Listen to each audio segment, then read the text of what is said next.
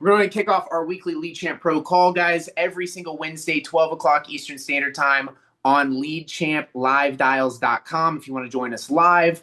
If you're already a Lead Champ user, I'd highly recommend join every week. You're always going to find new use cases for the software, how to get more out of it, how to keep your clients on the books longer, how to book more appointments, close more sales, make more money in general in life insurance.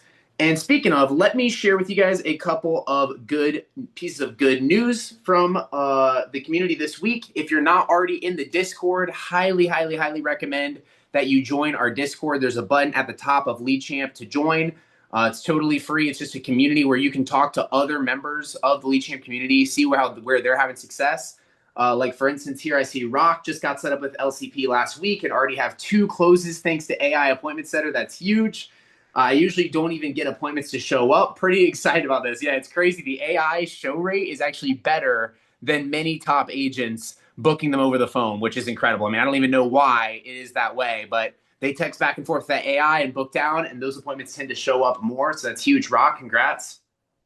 Caleb Tipton here. Who needs a dialer when you have Lead Champ Pro? And it's a screenshot of a conversation of AI, once again, from the text strip, booking someone down for an appointment for him.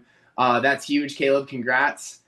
And then a couple big sales coming in. Christopher Alvarez, 6,500 with AmAm. That's huge. And then Elise Soapy, 12,000 with Americo IUL. Congratulations on those big sales.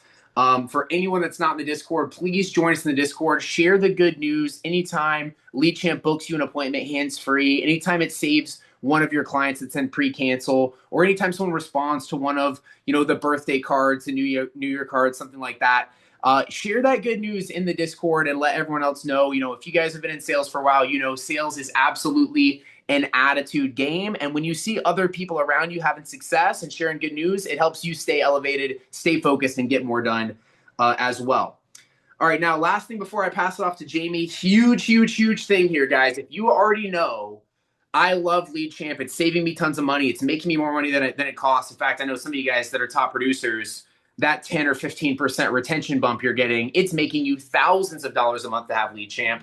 Why not go ahead and lock in Lead Champ for an entire year with our Black Friday, Cyber Monday special that runs through the end of this week, okay? And you can actually save 45% on the annual plan with Lead Champ Pro. So if you already knew you're going to keep it, lock in those tax write-offs before the end of 2025 and go ahead and prepay for the year, get that out of your way. In fact, I know Elise Soapy on there who sold that $12,000 sale. That was one of the first things she did. She locked in for a year, said, I put that bill behind me. I don't have to think about it anymore. Now I've just got Lead Champ working for me in the background. So take advantage of that. That's the best deal that we've ever offered. It's almost 50% off, getting it a year in advance. So that's all of my promotions and everything. Once again, if anyone is new, just came in from the Black Friday sale and you need help getting onboarded or set up on the launch pad inside of Lead Champ, you can book a one-on-one Zoom with me. I'll be happy to answer your questions or help you, or hit the button at the top, Lead Champ Pro Support, purple button, and send in any questions you have there.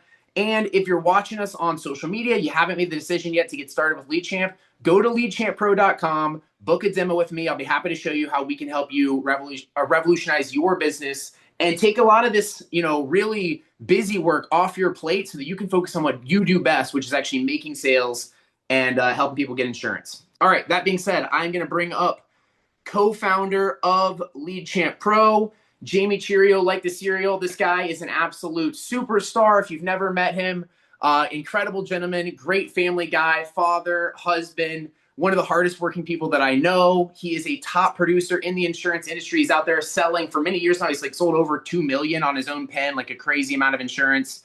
Also building an agency, has helped hundreds of agents to have success, on their own as well. And really one of the guys that was the brain behind and helped design some of these systems with Lead Champ, build it from scratch. So always great to have you on, Jamie. Thank you so much for taking the time to come and share with Lead Champ community. I will pass the call over to you. Awesome. Well, excited to be here, guys. I'm always so uncomfortable when Nick edifies me. I just want to throw that out there. But love you, Nick. All right, 2026. All right, so the purpose of today, I just want to talk. I usually do this training, just about every year, come December, just because, most people are waiting for the new year to start the new year, but the new year already started in my opinion. So, 2026, for me, it's about growth, it's about profitability, it's about efficiency. And I want to talk a little bit about how we can kind of create a game plan and how we can set some goals for this coming year. This isn't like a super fluffy training. I'm not going to ask you to go back and like revisit your why or anything. But again, just to be clear, today's December 3rd and New Year has already started. Um, Most agents, and I'm not even going to say you guys as agents, I'm just going to say most agents in general across the industry, as soon as Thanksgiving starts, they take the rest of the year off. They take a huge holiday break, and there's nothing wrong with spending time with loved ones. But I'm going to say this, and hopefully it doesn't offend anybody. We're not children anymore. We don't get 2 to 3 weeks off on holiday break. I got bills to pay, and the world doesn't stop for me as a business owner. If you got goals, the world doesn't stop for you either. Christmas is 2 days. I'm pretty serious about, spending time with my family for that. New Year's, my wife and I, we got together on New Year's Day. So we kind of got like, it's like we also got married in the middle of the year. So we have like our anniversary and then we do something on New Year's Day. Like that's special for us. That's like 3 to 4 days. Thanksgiving, I worked in the morning on Thanksgiving. I work on Black Friday. That's 6 days. Okay, whatever. But most people, Thanksgiving comes and they're like, I'm just going to stop until New Year, I'm gonna watch Netflix, some movies, and then once New Year's comes, oh man, I'm an all-out sprint for convention, which is, 28 days later, and I don't even, oh, because I took 3 weeks off, now I'm considering if I can even go to convention or afford my flight because I procrastinated, and if I had been selling through the entire holiday, maybe I actually would have been more present with my family and the food would have tasted even better because I did what I was supposed to do. Versus I've had years where I decided to take time off, and there's nothing wrong with taking time off, but it wasn't earned time off. And then all through the holiday, I was just pissed off. And my family was just not having a good time with me because they could tell that I was stressed. So why take 2 to 3 weeks off? That's the biggest thing for me. So I know that in my career, every time that I took big time off, just in general, it's always like I got to get the ball rolling all over again, rather than, running into the new year with momentum. One thing, that I'm grateful for, I started working out with a personal trainer about 3 months ago, and I'm happy that I did that because it's like now I'm rolling with momentum into the new year already, deep into that momentum of working out, as opposed to like starting January 1st when everyone else is in the gym, I'm going to start taking things seriously and then falling off again. So for me, I think of it the exact same way when it comes to insurance.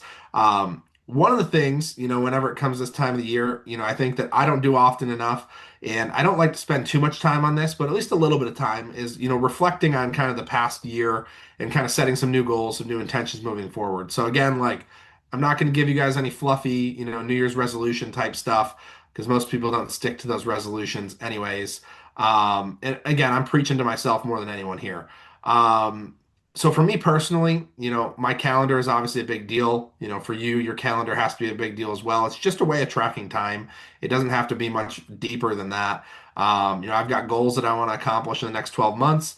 And it really shouldn't take a new year to become a new me and to take my calendar seriously.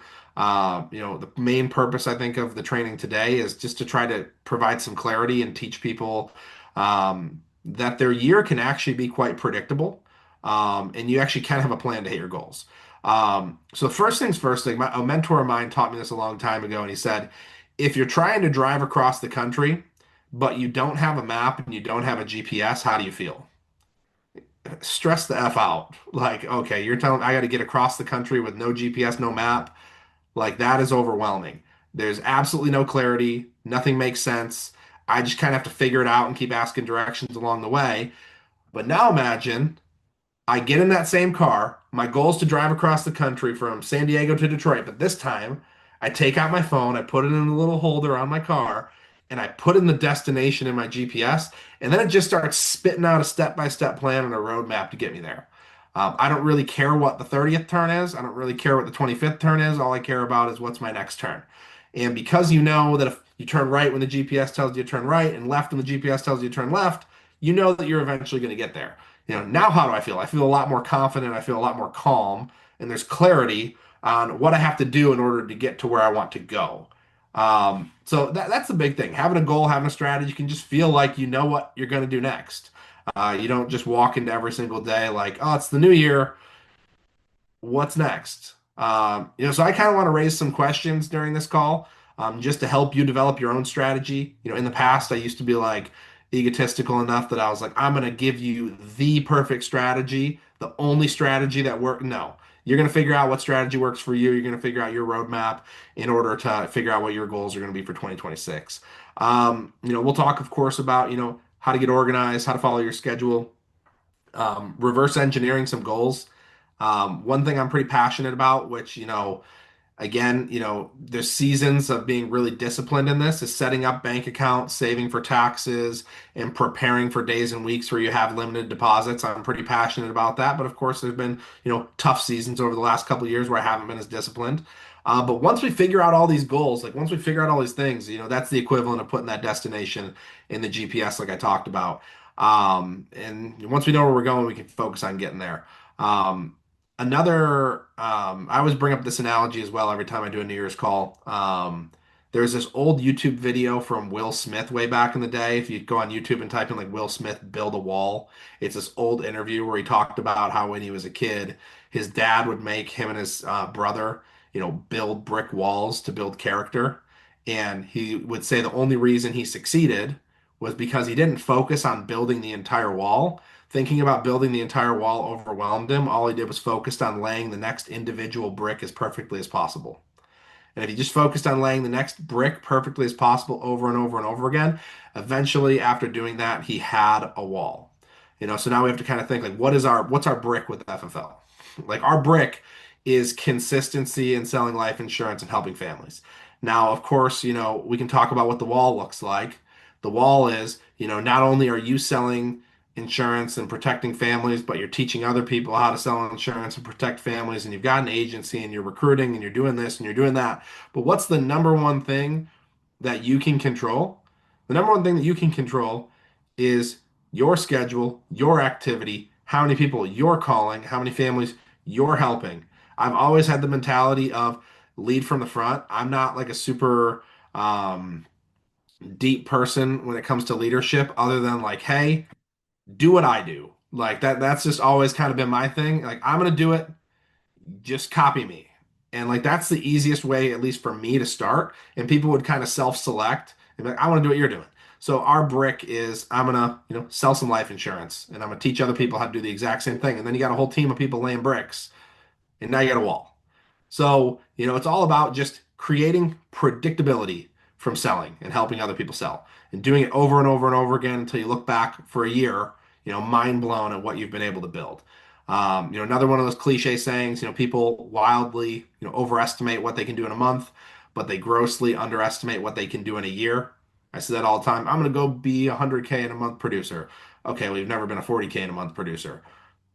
Or we just, submit 10K every single week for a year and you're pretty dang happy at the end of the year instead of, setting some wild outlandish goal. Now, I think the wild outlandish goal is great, but I'd rather just do 10K every single week, go do 4 to 500K for the year, then do 100K and then next month do 20K or, just stop working altogether. Um, Hopefully that makes sense. So before we kind of get into the exact plan, the goal, reverse engineering the numbers, we have to kind of understand how the numbers work. You have to understand that when you sit with enough people, a ratio appears. So a ratio could be like if I sit with 10 clients, I close three out of 10. In baseball, called batting average. Jim Rome was a really famous guy in personal development that always talked about the law of averages. If you do something often enough, a ratio will appear. Like, do you know your numbers? Do you know your ratios? If I have 100 leads, what happens? If I have 10 appointments, what happens? Now, you can't really get a good idea of what happens over 10 appointments if you've only had 10 appointments. If I had 10 appointments, today and 10 appointments tomorrow and 10 appointments the day after, and then I do that for the course of a year, weeks, months, now I can get an idea of what my actual average is. Like I have some weeks where I have 20 appointments in a day, 18 of them no show me, and one shows up and I make the sale or don't make the sale. That's not really a great, picture of accuracy on how I'm doing. But again, if you do it long enough, a ratio appears. So starting to get an idea of how many people have I sat with over the course of a long period of time, and what does that look like? And how do I improve that ratio? It's by doing it over and over and over again. So couple things to keep you in perspective. Like, let's say I go out and I set 15 appointments and I get no showed on 10. I know that I need to work on, repetition to get better on the phone so I can set more solid appointments. I know that if only 30% of my appointments are showing up, I need to work on locking it down. And I could sit with those five and I could close one. Okay, great. I closed one out of five, 20% closing rate. Or what if I, without even improving my closing percentage, instead of setting 15 appointments, I set 30 appointments. Now I sat with 10 and I closed, you know, three without even improving my skill whatsoever. So this is like a really big distinction here. I want to make sure this is really, really important. You can make up in numbers what you lack in skill. Okay, and some of you guys might have heard that before. You can make up a number what you lack in skill, but I'm gonna take a different spin on it. Eventually, if you do this business long enough, eventually you can make up in skill what you lack in numbers. That was the most mind-blowing realization for me in the beginning. You make up in numbers what you lack in skill. Okay, you and I are having a contest, and you're the best at setting appointments. And if you call 10 people, you set 9 appointments. Well, when I call 10 people, I set one appointment. All I have to do is call 100 people if we're in a race and I beat you. I set 10 appointments, you set nine because I was willing to work harder than you. I make up in numbers what I lack in skill. I still win. But if you do this long enough, this literally blew my mind. You can make up in skill what you lack in number. You'll be able to produce more on less appointments. Like that's the craziest thing. Like I remember my first year, my average premium was like $700 per appointment. My next year it was like 1,200. My third year it was 2,500. This year, right now, my average premium per sale is 3,500. It's the highest it's ever been, which is crazy because again, I'm making up in skill what I'm lacking in numbers. So there are days when I have 20 appointments. And let's say I go back to that day where I have 18 people no show me. Yeah, that sucks. But two people showed up and I closed one, 50% closing ratio. I make up in skill what I lack in numbers. So again, numbers first, but numbers brings the skill. The only reason that, I'm not just going to continue to harp on, me, but myself or any other top producers can do that is because we've earned it. We've earned it through repetition. I was in the home selling insurance before I ever did a telesale appointment. I sat in over 2,000 homes before I made my first telesale, which is crazy. I have no idea how many telesale appointments we've done at this point, but I sat in over 2,000 homes before I made my first online sale. Um, so again, you'll get to a point where you can produce more on less appointments. Now, the average thinker would be like, well, if I get better, then I can do less and get paid the same. But then like above average, like a savage thinker is like, wow, I could get paid double or triple if I still hit my numbers. It's like, oh, I was producing 10K a week on 30 appointments. Well, now I can produce 10K a week on 12 appointments. Or you can go to 20, 30K a week on 30 appointments if you get to that point, which is really like a really freeing point to get to. So the number one piece of advice that I would give somebody for the rest of, the year, is just putting that numbers in your favor every week, regardless. If you put the numbers in your favor, you're never going to fail. So many times in my career have I had a bad day, have I had dozens and dozens and dozens of bad weeks, but I've never had a bad month, like a truly bad month. The only bad months that I can say I've had are not months where I put the numbers in my favor. They're months when like we just had a baby, like that kind of stuff where I was like, okay, that's a bad month, but I also didn't have appointments, so like the numbers weren't in my favor. So I'll rephrase this. In a month when I've put the numbers in my favor, I've never had a bad month. Never. I've had plenty of bad days, plenty of bad weeks, but in a month where I've had the numbers in my favor, enough appointments, enough leads, I've never ever had a bad month. So what does that actually look like? Some of you guys probably know, some of these numbers, but again, this is going to go out to some newer people as well. Full-time producer, you should be striving to submit 7 to 10,000 in premium per week.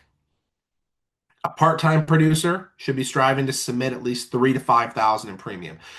Where do we kind of get that number? Like 3 to 5,000 as a part-timer proves that you know how to sell life insurance. Like I talk about getting to the point where you're selling 3 to 5 thousand a week so that you can make the decision if you're going to move from part-time to full-time. If part-time we can't submit 3 to 5 thousand a week, I personally don't feel super comfortable with someone moving from part-time to full-time. That's me. I think you're going to suffer in this business if you're submitting 3,000 a week full-time after lead cost chargebacks, etc. So for me, getting to consistently submit 3 to 5K a week as a part-time producer proves that you have the skill set. And now all we have to do is put the numbers in your favor. Because now imagine if I've proven that I can do 3 to 5K a week on 15 appointments and I quit my job, the only thing that I need to do to just about guarantee, there's no guarantees in life, but to just about guarantee that I can be a full-time producer is double, triple my activity in my lead spend. That's it. So another way we can look at this, in terms of appointments per week, top producer, full-time producer, 30 to 40 appointments a week. I set appointments. I know a lot of people do one call closes. So, I might look at that as if I'm dialing all day long. For me, 30 to 40 appointments a week, what is that? It's going to be like 8 to 8 a day or something. Seven to eight a day. As a one call closer, you should be trying to do like 5 presentations a day at least. 5 presentations a day, 30 a week. So I guess those numbers still kind of match up. And again, part-timer, 15 to 20, if you're a part-timer. Um, but again, yes, of course, it can be a matter of skill, like being so good, but like most of this stuff is like, it's, when we talk about skill or will, like it's mostly a matter of will. Like, will I dial the phone? Will I sit there and bang on the phones? I was doing a call with I think it was, yeah, with John Wetmore the other day with his base shop. And one of the things that we talked about was just this idea of like there's a small percentage of people who join the life insurance industry and with no help, they go out and they just figure it out. They figure out how to sell insurance with no help. The only reason that that person did was because they had ridiculous willpower and they just banged on the phones and did so many repetitions over and over and over and over and over again until they got pissed off enough that they're like, I'm not going to keep continuing to get told no, so I'm going to change it up a little bit here, change it up a little bit there. And eventually, through process of elimination, they figured out what worked for them and they started selling. Like, you can do that. Like, you don't, like, so you don't have to have it perfect. Like, you can literally just focus on activity and like subconsciously you won't even realize it. Eventually you'll just get really angry that people are telling you no or hanging up and you'll start changing up what you're doing and more people will start saying yes. Of course, then you have the people who go, I need to say it right. So they focus on saying it right and they never put in the dials. I got to say it perfect. I got to practice. Josh, will you do another role play with me? The best thing you could do is just go get your teeth kicked in by someone who says they don't want the insurance. And as soon as you can take somebody from I didn't fill that out to yes you did and keep them on the phone, like that's a pretty big deal. And you get that just from dialing the phone and then eventually like this like I don't really, care what you have to say. Like I care about you as a person, but like I don't care if you are going to lie to me and say you didn't fill it out. I know you filled it out. Maybe it wasn't 30 minutes ago, but like you might have filled this out 6 months ago. You might not even be interested anymore, but you did fill it out. At some point, you were interested in this insurance. And if I can take you from somewhat interested, formerly interested to interested, it's better than taking someone from not interested to interested, having to call friends and family and doing that kind of thing. So, we have leads. That's kind of, transitioning here. Are we going to buy enough leads? Are we going to dial the phone enough times to book, however many appointments and have that many presentations? Are we going to push through the angry clients? And, this is the hard one for me. I didn't care about the angry clients. I just hated sitting in my freaking chair all day long. I just hated it. Sitting in the chair. Like, are you the person who like has to leave the room? Um, and then, cliche, like, are you going to make the decision to do it? Making the decision to put the numbers in your favor, it's simple, It's it can't be I'll give it a try or I'll give it a shot. It's got to be I'll do it no matter what. Now, I'll say this as a disclaimer. Josh and I, we're dads and husbands. It's pressure that we're grateful for, but we have no choice. Like we already decided by having a family, we decided we have to be successful. Like there is no choice to fail. But some of you guys have no spouse, you have no family, and you have no pressure. So like you actually do have to decide. Like I decided as soon as I started a family, I can't fail. I won't fail. Period. Doesn't matter. I won't come home and our mortgage, is going to get paid no matter what. That's it, period. But for anybody who does not have that kind of pressure, you have to figure out whatever it's going to take for you to like decide I'm going to do it no matter what. I don't know what that is for you. We're not going to dig too deep into the why and stuff, but that if you don't have pressure from family, or something that is holding you to it, you're going to have to motivate yourself. And I'm a horrible boss for myself, so I'm so thankful that I got a family that needs me to make sure this whole thing doesn't fall apart. Otherwise, I probably would let it fall apart if it was just me.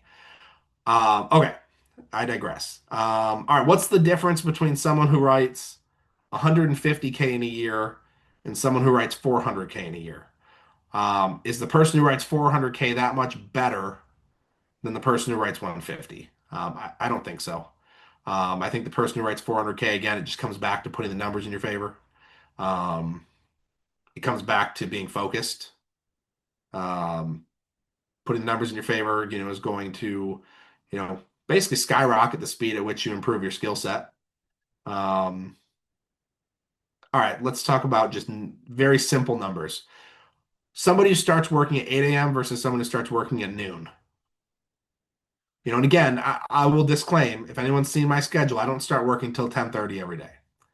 But when I started working at 7. Again, you make up in numbers what you lack in skill, and eventually you earn the right to make up in skill what you lack in numbers. But let's just say, like, at the end of the day, like, somebody who's brand new who doesn't have like the closing percentages and whatever else and the success on the phone, they need the extra time. So someone who starts working 8 versus noon. This is crazy. So this is a 4-hour difference in workday. The person who starts at 8 a.m. overall over the course of the year will work 27 more 40-hour work weeks than the person who starts at noon. Just 5 days a week. Not even 7 days a week. 5 days a week. If you just start at 8, well, everyone else starts at noon, you will have worked 27 more 40-hour work weeks than everyone else who started at noon. Like that's a major difference. That is a major difference. So putting time on our side is obviously a pretty big deal. I mean, if we look at leads, every single top producer that I know spends money on leads every single week. Every single week. Of course, there are weeks when you have to get scrappy. There are weeks when cash flow is tight. That's part of the business. But every top producer, they spend $1,000 to $2,000 a week on leads, unless they have some crazy referral free lead system. That's like 1 out of 1,000 people. But most top producers spend $1,000 to $2,000 a week on leads, some more. I know agents who spend 4 to 5 thousand a week on leads. Is it the most efficient? I don't necessarily think so for some of these people. Some other people, they make it work. Average full-time producers, if they're not spending at least $500 to $1,000 a week on leads, they're not going to be able to just have enough new conversations. And I also would say if you have 200 leads and you can't sell 3 of them, and I don't care how old these leads are. I don't care how old these leads are. These could be 2-year-old leads, these could be brand new leads, this could be whatever. If there are 200 names and phone numbers who have raised their hands saying they want life insurance at some point in time, and you can't find a way to sell 3 of them, then life insurance in general might not be a good fit for you. Or, like, if you can't pull, like, for me, I always say, like, I'm so thankful for the skill sets that I've built in insurance. And, like, please, Lord, don't take my business ever from me. But, like, if my business was taken from me and all you left me with was $1,000, this would suck. But I have the skill set to start over. And to start over probably on a faster track than when I first started in terms of, getting back up and running. I could take all my old leads and you could say, okay, no new leads, Jamie. No new leads for the next month. I could go back to some leads from 2 years ago. And if it was pay your rent or your family's out on the street, I'd find a way to help somebody with life insurance. So it's like that scrappiness and that grittiness that comes in this business. If we can't sell 3 leads out of 200, then, this business might not be a good fit for us. Um, Okay, let's keep it moving here. We'll talk a little bit about organization as we're kind of closing this out. Of course, if you're here, you're in the lead champ community, or at least parallel to it, somebody you know is in the lead champ community. One of the easiest things you can do is use Lead Champ Pro to its fullest extent and disposition your leads and use the what happened button every single time. That's one of the easiest ways to stay organized. When I used to previously do this call, we didn't have Lead Champ. And at this point in the call, I talk about how you should get really organized with your spreadsheet and you should highlight, these ones green and these ones red and those ones yellow. Okay, now we have Lead Champ. Don't do that anymore. Get into Lead Champ and just hit the what happened button. Um, One thing that's nice about using Lead Champ is you're never going to lose track of a lead. No one's ever going to fall through the cracks. You can follow up with think about it, incomplete appointments, all the things. I don't need to sell you on that. But I will talk about the importance of like using the system to its fullest extent. If I'm like, I'm already all in, like I'm all in on everything, like are you all in on using the software that you pay for to its fullest extent? Okay, using the client management side of Lead Champ, I think there's a lot of people who have no problem letting AI book appointments for them. They have no problem hitting the what happened button. Here's a couple things that they do have problems with. Are you using the other what happened buttons like the underwriting button, the incomplete appointment, the think about it? Are you using the client management side, missed payments, cancellations? If you're a producer who is not using the missed payment button, you're missing out. That saves me probably 4 to 5 policies a month of people whose policies are going into a pre-lapse status and they had no idea just because something happened, insufficient funds or their bank account changed. That's massive. And especially because it's happening over the course of the whole year. So it's not just like their first payment didn't go through. This could be someone that this is like their seventh payment. And I still am going to get somewhat of a retroactive chargeback. I haven't made it to 9 months yet. It's like this is somebody who I get that email from America, that weird encrypted one that I have to like log in and sign with blood just to find out who canceled, or they had insufficient funds. And then it's like, okay, what do I do about that? Well, in the past, I'd be like, let me write this person down on my whiteboard, and if I have time today, I'll call them and see what happened. Or no emotion to it whatsoever, not too much time taken out, and just go hit the missed payment button. And then that person comes back around and then we reschedule a time to keep them on the books. Like committing to keeping up with your client management, it's a pretty big deal. Committing to obviously reducing your chargebacks and increasing your persistency, doing a better job. This is a big one. Okay, so let's say you do all of those things I talked about. This one, I think it is going to give you the least amount of immediate dopamine, but it's going to give you the longest payoff. Doing a better job at taking notes in the system during appointments. This is going to give you the biggest long-term payoff. Like, what is their husband, their wife's name? Who's their beneficiary? If they mention their dog's name, their grandchild, whatever. Like just it like whatever what their occupation is, like what their why for having the policy is, like all of these things because it all is going to come back around. So taking better notes, uploading documents, if you did a client inventory, uploading that to the system. If you showed them an illustration, upload that in the document section so you can reference back to these things. The reason why I say this is so important is because last year I committed to doing that and annual review time came around.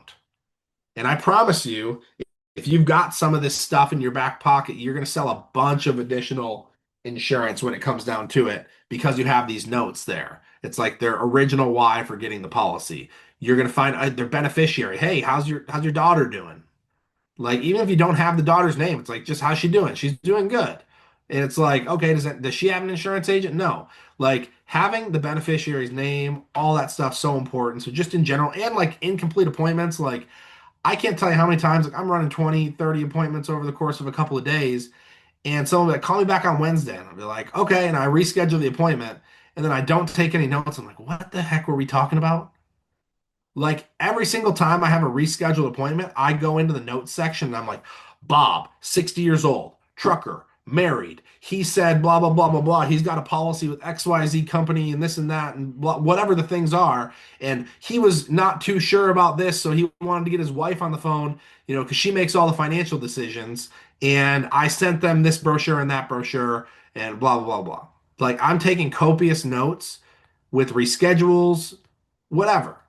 Just because when it comes back around, I'm like, I don't remember what I talked to you guys about. I don't remember what your objection was when you needed to think about it. You said you wanted to think about it, and we rescheduled the second appointment to go over those options, and now you're ghosting me. It's like, okay, well, what was the reason why he was skeptical in the first place? I'm gonna send him a text message with blah blah blah. Like, have you given up on this? Is that not important anymore? Like, I had a guy the other day, he goes, I don't need it anymore. And I'm like, all right, Bob, no problem. I'm not gonna twist your arm. Are you still a truck driver? Is this still one of the most dangerous jobs on the planet? Or did you find another policy? And he's like, I'm still a trucker. No, I didn't find another policy. It's like those are his words. He told me that.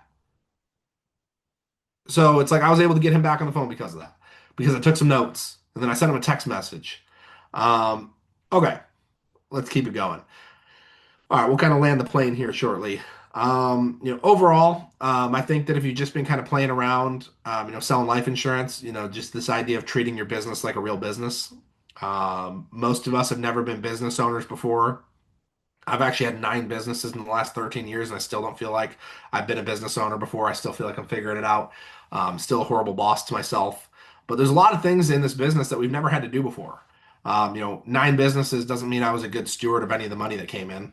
So being a good steward of the money, treating it like it's not our money, but it's our business's money, learning to pay ourselves just enough to pay the bills, live comfortably, keep the rest in the business for operating expenses, taxes, etc. Expanding the business, especially if you're trying to grow it. If you want to just keep it the same, you can get predictable. But one of the biggest and easiest mistakes agents make is they're not a good steward of their commissions. They don't steward them well. They find themselves in a position where they don't have enough money to pay for leads, and they're climbing out of a chargeback hole. And I've talked about the grit that it takes to climb out of one of those holes. It takes grit. Back in the day, we if you were in a chargeback hole back in the day when we were in the home, we would say go out and start knocking on doors of leads that haven't answered you. We would upload a batch of leads into an app called Road Warrior. These are all people who never answered the phone. Okay. And we would put them in our phone and it would take you on the best route to their house or to all the houses. And these are all people who never ever answered the phone, who ghosted you, didn't answer text, didn't answer phone call. We go knock on their door and try to set an appointment and hope that they were home. Like that's the kind of grit that it takes to climb out of a chargeback hole. In this scenario, pop 1,000 old leads into a power dialer and dial till someone answers. Like, yes, that's not the same. Like it's still hard. Still takes a lot of mental fortitude, but it's possible to get through any situation. I think that's the major thing I want to throw out there. But you can avoid putting yourself in those situations as often when you don't have funds to buy leads. If you follow a pretty simple organizational structure for your bank account. So before I give this exact strategy, if you're serious about, building a business, I encourage you guys to get rid of any unnecessary expenses that, so you can kind of give your business the proper fuel that it deserves. So if you have your first 50K month, don't go out and increase your lifestyle with a new car payment, new mortgage, new liabilities, right away until you've proven that you can make a bunch of money multiple months in a row. Because at the end of the day, if you stop selling, you stop getting paid. And also, this is a big one. A lot of people don't realize this. Let's say I go and I'm a traditional 15 to 20K a month producer. And then out of nowhere, I decide I'm going to start producing 50K a month, 70K a month. And I do that for 1 month. And then I go back to producing 15K. So we'll do 60K just for easy numbers because I can do 25% of 60K is 15. So that's saying I have 75% persistency. So if I go out and I sell 60K and 25% falls off, that's 15,000. And then next month I sell 15,000. How much did I make next month? Zero. So the idea of doing this whole up and down, I've had some agents who've come in and out of the business who did the thing where they sold 70K in a month, then 10K, and then 100K, and then 5K, and then 50K, and then 20K. Their financial life was stressful versus the person who just picks some numbers, sticks to it, stays consistent, regardless of what it is. So, and the only reason I can kind of teach you guys any of this is because I've been such a horrible steward of money in past businesses. It's not even funny. Um, And a lot of you guys, this is probably your first experience as an independent 1099 contractor, so you've never had to think about these things before. Just to give a little bit of perspective, when I was 19 and 20, I made 100 grand a year, saved nothing for taxes. I thought it was fine and that the money would just keep flowing. I had a $700 a month BMW payment, $2,400 a month, in rent and a fancy loft. And, one day, that went no more, but I was stuck with all those payments and I didn't pay any money in taxes. So I had no income. But I had $700 a month BMW payment, my loft payment, and $28,000 in back taxes. And that was rough. But that led me into a payment plan with the IRS and not having the ability to save for taxes for the next few years because I was on the hamster wheel. And then I had $50,000 in back taxes. And then in 2017, you can't bankrupt yourself out of back taxes. But in 2017, I had to file bankruptcy to get out of my BMW. BMW was repossessed in front of all my friends and family. Very embarrassing. So trust me when I say you don't want to get yourself in that situation. But it took me a couple of years to get out of that position. And I still owed all the money in back taxes and made my bare minimum payments for as long as possible until I got into FFL. And when I got into FFL and started making real money, I vowed that I would just never go back there. If it was in my power, I wouldn't go back there. So here's my simple strategy. It's 4 bank accounts. So you got a personal checking, personal savings, business checking, business savings. So simple. When I say business checking, business savings, you can literally just label the nickname business. Like, yeah, of course, I would love it if you had an actual business account, but like, if we're talking about like, oh, I have to go get an LLC and this and that, and that's going to hold you back from doing this and separating your funds, literally just make another one, nickname it business. Okay, but having separate bank accounts. So like personal checking, personal savings. Personal checking, that's where my wife and that's where we buy groceries from. That's where we pay our light bill. That's where we pay our car payment, that kind of stuff. Personal savings, that's where we're saving as a couple. Business checking, business savings, that is completely separate from the rest of my life. When I got my business checking, I got a debit card associated with it, a checkbook associated with it, and I made sure that all of my lead expenses, all of my business expenses, software, everything come out of the business checking account. I also made sure all of my deposits go into the business checking account. The deposits do not go into the personal checking account. The deposits go into the business checking account, and then I pay myself into the personal checking account. Now, I have an accountant, we do payroll, so I get paid every single week, the same amount every single week. I pay taxes on that money. As I W-2 myself. So like I have a 1099 business with all these deposits coming in, and then I pay myself a salary that I pay taxes on. I have a pay stub that is state and federal taxes. And I try as much as I can to live my life off of that salary. And then I do as much as I can in terms of like writing off business expenses and stuff to keep as much money in the business as I can. And then business savings.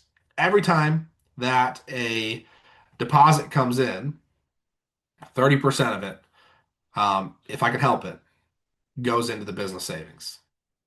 And I'll just give an example. I did that for the course of a couple, maybe a year. My first year, I was in FFL for only 6 months. I started in July, wrote till December. I deposited $178,000 in my first 6 months. I did all my write-offs. I did all my lead purchases, travel, all the business-related expenses, and I only ended up owing $13,000 in taxes when it was all said and done that year. But I had saved 60 grand into my savings account for taxes. Stroked a check to the IRS for 13,000. I had $47,000 left over going into the new year. Now, that was a nice little bonus that I could give myself, but I just decided to keep that money in the business and use it as my rainy day fund to continue with the same strategy. And then I never had to worry about, if I'm looking at my business checking and it's like, oh, we haven't got a deposit this week. I'm like, let me just transfer $1,000 from my business savings into my business checking, buy some leads, get to work, not think about it. If I was struggling with traveling to a conference, now I tried not to pull money from my business savings if I didn't have to, but it was there in case I needed it. But the main goal was to continue to grow that. Um, so, at one point I had over 100 grand in that account, and that felt really good.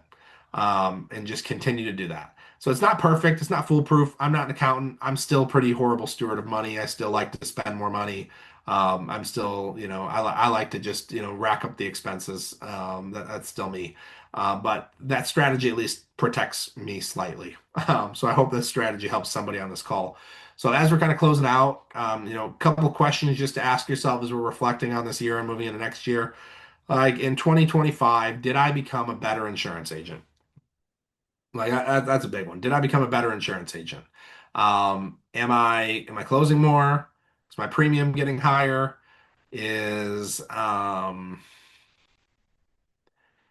my lead mix, has it changed at all? Am I still just working abandoned cart leads, or have I started to, transition into some higher intent stuff? Did I become a better agent? Is my strategy improving? Am I becoming more efficient?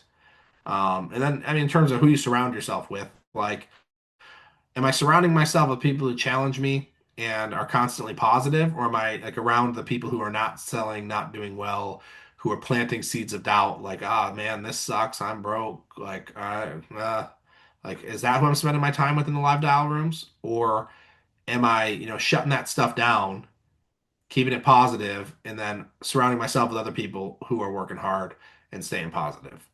Um, if we reflect back on the last year, like, what is that area that you need to improve in most? Like, just be honest with yourself. Is it your discipline to dial? This is a big one. Is it your fearlessness to buy leads? I know plenty of people who are better at selling insurance than me, who are terrified of spending money on leads. They've been spending 500 bucks a week for the last 3 years, and they're actually incredible at selling insurance. And if they just bought more leads, they would make more money. Now, that is not a blanket statement for everyone to just go buy more leads because some of y'all, again, I'm not talking to everyone on this call here, so please don't take offense. Some people should not buy more leads because they will just light the money on fire because they're not going to call the leads and they suck at selling insurance. If that's not you, if you're the person who calls your leads, you make good ROI, you're just afraid to spend more. I know plenty of people who aren't afraid to spend whatsoever. They think they can spend their way out of skill. Like that's not when I talk about working the numbers, like just spending your way, there is not the way. You need to have some level of success with the money you're spending. Like you can't just spend your way. You will go bankrupt and then you'll hate this business. What do we need to improve our script? Do we need to improve presenting? Do we need to improve recruiting? Like what were your priorities this last year? Was your priorities like for me, in the beginning of 2025, one of my priorities was learning how to sell IULs. That was a huge priority for me. Learning how to sell IULs and, doing a lot of stuff with Lead Champ. Like those were my two biggest priorities. And again, last year, my average premium was 2,200.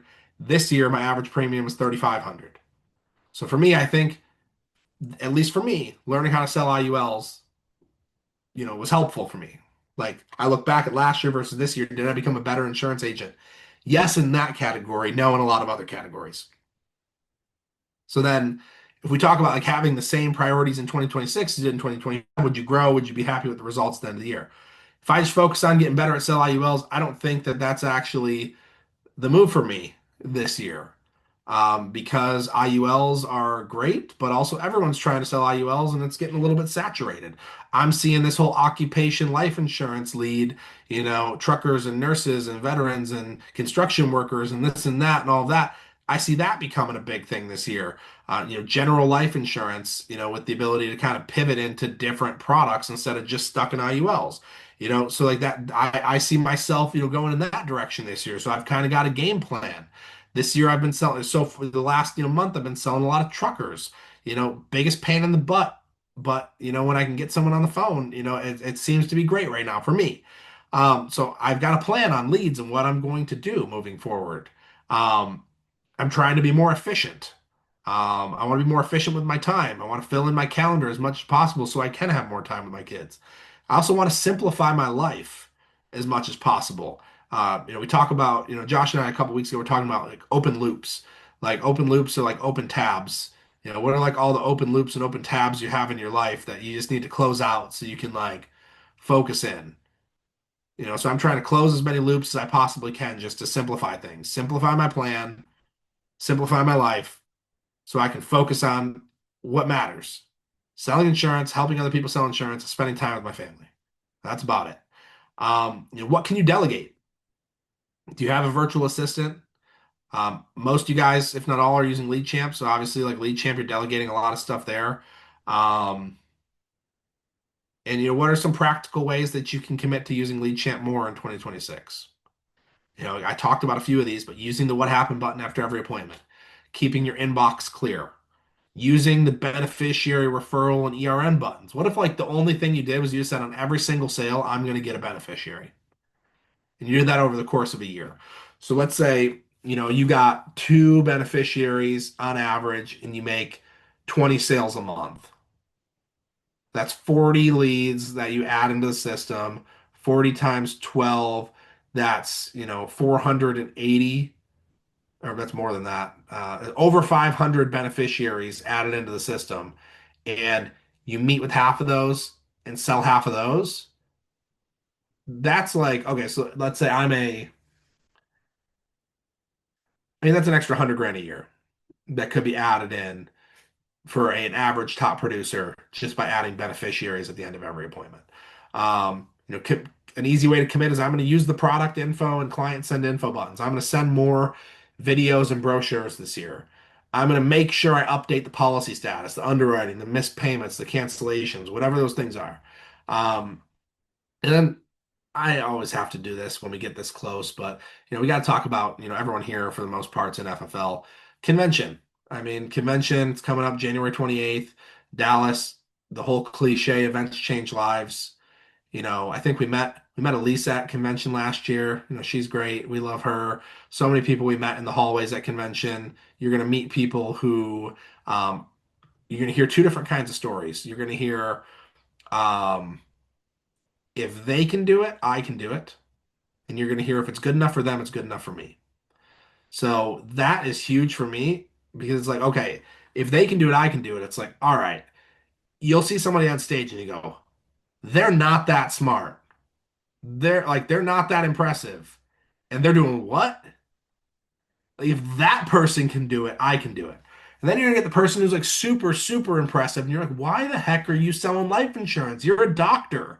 Why are you selling life insurance? You had a successful real estate, investment company. Why are you doing this? And then they like blow your mind with how they think this is the best opportunity on the planet. You're like, if that doctor over there thinks it's smart to sell life insurance on the weekends, I'm gonna sell life insurance full time.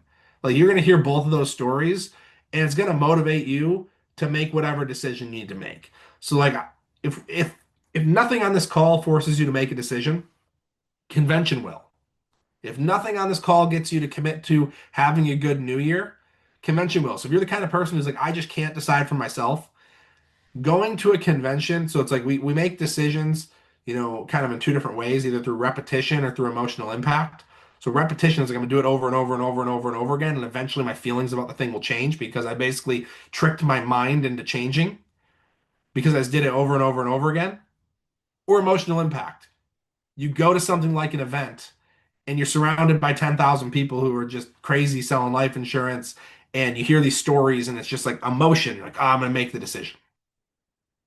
Like one of those two ways. Convention, if you're the kind of person who cannot force yourself to make a decision, if you can at least force yourself to swipe the card to get a ticket and go to convention, you after that event are either going to be all in or all out. You're going to be all in or all out. So get there. And last thing here, once you've taken some time to reflect, which I really hope you take at least 10 minutes to reflect, just take 10 minutes to reflect. But once you do that, smack the reset button. I think it's good to know and to think deeply about last year. And some of you are thinking about last year and maybe you're like ashamed. Smack the reset button. The past is in the past. Focus on the future. What you did in 2025 actually doesn't matter anymore. No one cares. You didn't hit Hall of Fame. I'm sorry. I didn't hit Hall of Fame this year. I'm pissed off. Doesn't matter. Your accomplishments, your recognition, maybe you hit your goal the highest you've ever hit before. Your accomplishments or your lack thereof is irrelevant next year. Um, Guys, your life can dramatically change in this business. I've seen so many agents take control of their lives by going all in on this business, all in on themselves. This business, has done a lot for me. Again, came into this business with close to 50,000 in debt, all my stuff repossessed, basically living off my wife, who was working full time as a teacher. I didn't know that I could do this, but I knew I wanted our situation to change and I wanted to be different. I wanted to be the provider for our family. Definitely has not been easy. It's still not easy. I would be lying if I said that it was easy today. But I'm more skilled than I was when I first got started. But making the decision to focus on serving families, over going to, Super Bowl parties, you know, that's not always easy, but it's become easy because I know what I'm doing for our family. Um, but what if like making hard decisions made it so that you actually had more choices next year? So people who don't have choices are people who are struggling financially. You don't get to choose where you live. You don't get to choose what you eat for dinner. You don't get to choose where your kids go to school. You don't get to choose if you miss your kid's game. I've gotten to choose. I'm so thankful, to start working at 10:30 and I spend every single morning with my kids. I make breakfast for my kids every single morning, wake up, spend an hour and a half with them. I strap all these little crazy children into their car seats and we all go to the gym together and I put them in childcare and I get to spend every morning until 10:30 with my kids. That's amazing. That never would have happened before. Because I had the choice to. You have no choices if you're broke. When I first got started, I'm so thankful I didn't have kids yet.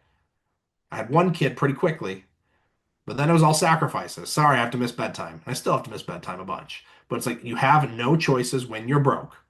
If you work hard and you learn the skills that can be learned, you're basically writing your own ticket to freedom.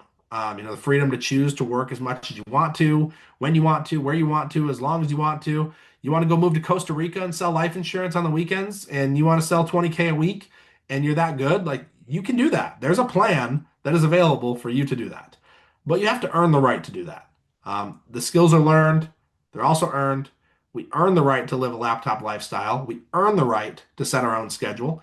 And until we've proven that we can actually be trusted, like trusting yourself, like you have to treat yourself like an employee who cannot be trusted. You have to treat yourself like an employee who's about to get fired every single day if you don't start getting results. Most of us are not disciplined enough to be our own boss. So we have to set the structure and set the parameters around how we're going to build this business until it becomes a part of us, of who we are and what we do. And when it becomes a part of us, the results can start consistently flowing. And when we've proven that we can be a good steward of the money and pour it back into the business and still pay our bills and invest into our growth, then we've proven that we have earned the right to become our own boss.